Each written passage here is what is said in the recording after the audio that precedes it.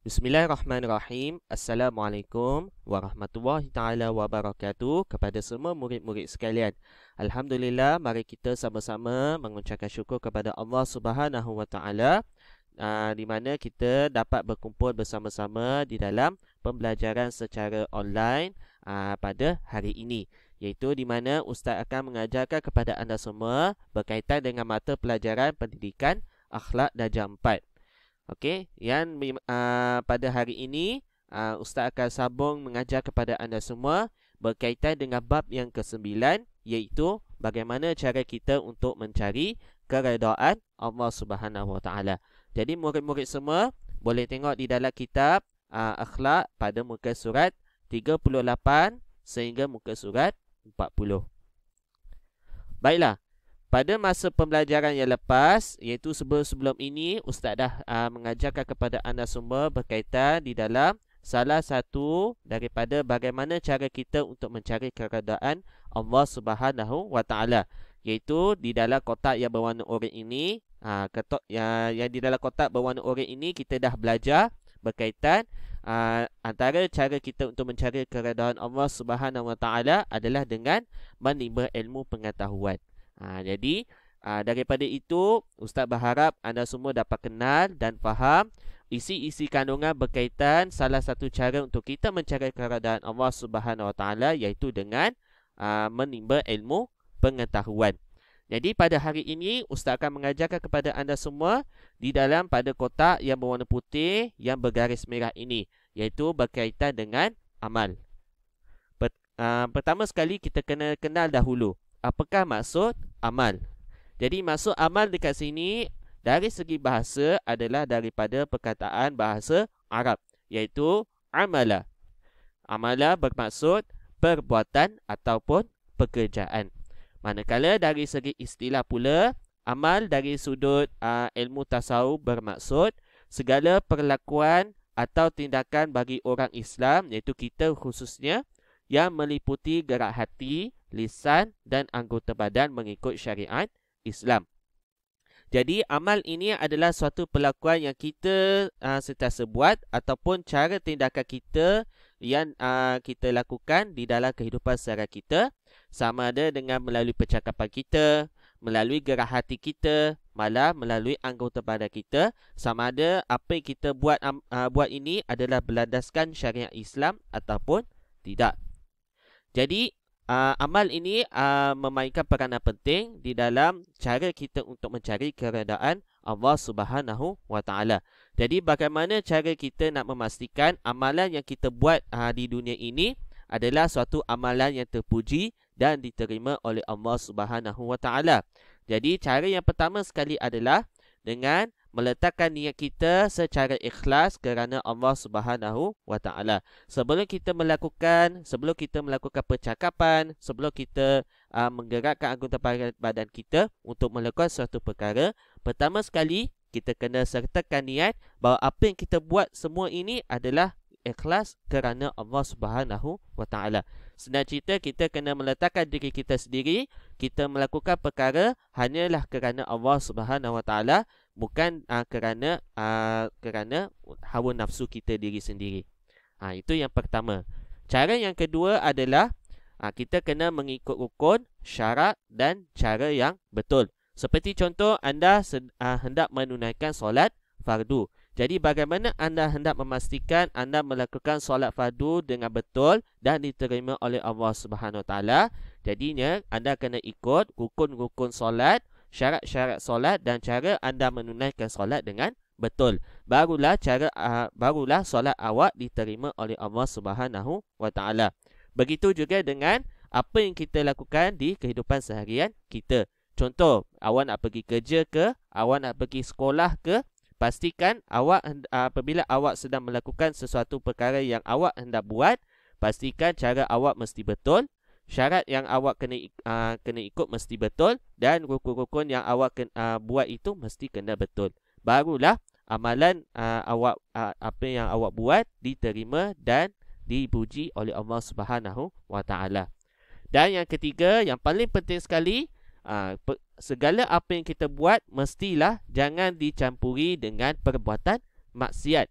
Sebagai contoh, awak sedang melayari internet untuk atas tujuan belajar. Jangan awak sertakan dengan niat awak untuk pada masa yang sama awak melakukan perbuatan maksiat ketika awak melayari internet. Itu antara salah satu contoh. Dan pada perkara-perkara yang lain, pastikan apa yang awak buat selama ini, pastikan tidak diselubungi dengan elemen-elemen yang membawa kepada keburukan ataupun maksiat. Yang membawa kepada awak melakukan dosa, sama ada dosa kecil ataupun dosa besar. Jadi, sekiranya awak mengikut tiga-tiga cara ini, barulah amal yang awak buat selama ini dipuji dan diterima oleh Allah Subhanahu wa Ta'ala. Jadi, selepas itu, sekiranya awak dah ikut cara tersebut, barulah awak menjadi seorang alim. Alim ini bermaksud orang yang mengetahui, orang yang sentiasa melakukan amal yang soleh. Tetapi menjadi seorang amal soleh sahaja tidak mencukupi. Jadi awak kena menjadi seorang alim yang cerdik. Maksud cerdik dekat sini, awak menjadi seorang alim yang cerdik, awak kena pandai membahagikan masa. Untuk apa? Yang pertama, beribadah kepada Allah Subhanahu wa Ta'ala. Yang kedua, mengurus diri dengan baik. Yang ketiga, membantu sesama manusia. Dan yang keempat, memelihara alam sekitar di sekeliling kita. Jadi sekiranya anda mengikuti 4 cara ini, barulah awak menjadi seorang alim yang cerdik. Jadi walau apa-apa sahaja dalam kehidupan kita ni, mesti kita selitkan kehidupan kita dengan keempat-empat ini. Iaitu kita kena sentiasa beribadah kepada Allah Subhanahu Wa Taala. Pada masa yang sama juga kita kena pandai menguruskan diri sendiri. Dan yang ketiga, kalau ada masa, kita kena sentiasa membantu sesama manusia. Iaitu membantu orang yang miskin, membantu orang yang susah, membantu orang yang dilanda bencana ataupun apa-apa saja asalkan dia membantu sesama manusia. Dan yang keempat, sebagai seorang yang alim, anda kena sentiasa berusaha untuk memelihara alam sekitar di sekeliling kita.